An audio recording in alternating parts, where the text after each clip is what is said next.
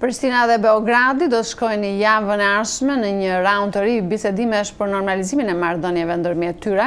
Kryeministri i Kosovës, Hashim Thaçi, tha se raundi i javës kaluar ishte mundësi e mirë për marrëveshje, por ishte Serbia ajo që humbi këtë mundësi, ndërsa zyrtarët serb thanë se oferta për marrëveshje ishte e papranueshme. Nga Prishtina njofton korrespondenti ynë Besim Abazi. Kosova dhe Serbia janë marrë vesh të takojnë javën që vjen për të vazhduar bisedimet për normalizimin e marrëdhënieve, por ende nuk janë marrë vesh se si mund të duket përfundimi i këtyre bisedimeve. Kryeministri i Kosovës Hashim Thaçi tha sot se pret që me 2 prill të ketë një përfundim pozitiv, duke i bërë thirrje Serbisë që të sillet në pajtim me realitetin në terren.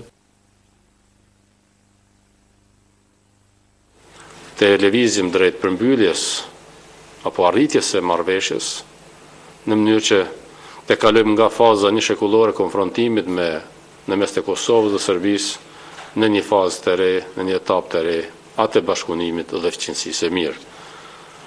Dua të shpresoj se ai rast së mërkurës së kaluar që u hoqi nga Serbia do të përmirësohet me 2 prill.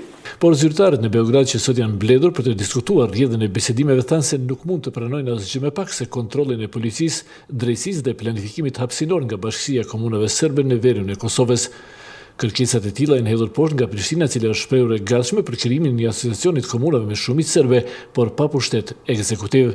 Kryeministri serb Ivica Dačić ka thënë mediave serbe se mospajtimet rreth kësaj çështjeje kishin vënë në pikpyetje dhe vazhdimin e bisedimeve, madje sipas tij shefja e politikës së jashtme të Bashkimit Evropian Catherine Ashton kishte dashur të mbyllë procesin.